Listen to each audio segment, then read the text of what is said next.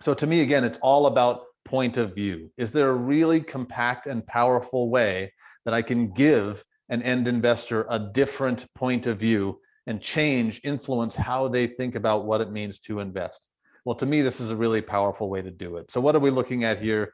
Very familiar data set to you. We're looking at every month's return in the S&P 500 data series since it's existed. It was created in 1957, but as you probably know, they backdated it into the 1920s. And of course, what do we see? And again, if I were having an interactive conversation with a bunch of end clients, we could spend 5 or 6 minutes talking about what we see. But for our purposes, I'll simply state what we see is chaos, volatility. We see good things happening to us, right? If we're an investor, we want to see these investments increase in value. We see a lot of bars that do that. We also see, it seems like, almost just as many bars that decrease in value. And very often, the bars that decrease in value decrease really fast, right? And here we have, COVID-19 is included right at the very end of this data set, which is a few quarters now out of date. It includes all of that. Well, what do we do about that as investors? Well, to me, and again, a way to change their perspective is use that same data, but change the chart in one really key way, which to me encapsulates. And again, I'm going to speak about Dimensional's point of view of investing.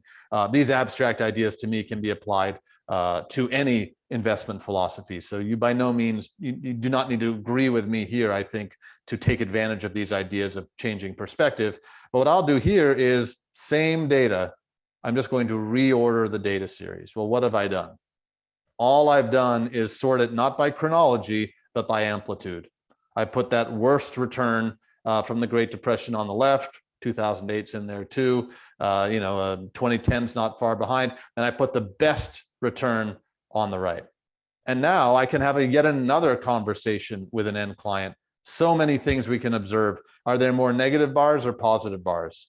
Here, I think it's kind of difficult to say.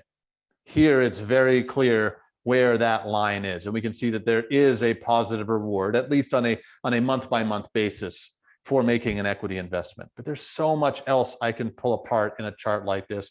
I can and have spent 20 minutes giving people perspective with a chart like this. And one of the favorite things I like to point out is if I hide the worst 5% and the best 5%, a lot of investing is, or maybe more precisely, can be really boring. And in fact, I would often argue, if it's right for the audience, that the more boring investing is, the better it is for me as an investor. And I think a chart like this can help to suggest that even though the news is often very excited about what's happening in markets, what's happening in the economy, if we look at really big data series, what we can see is that most of the time, those equity markets are just chugging along. Again, month to month, it is very volatile, but if I have the patience and discipline for long haul investing, I can see what it looks like to put the odds in my favor. To me, these two charts, just two simple charts, literally show someone what it means to put the odds in your favor.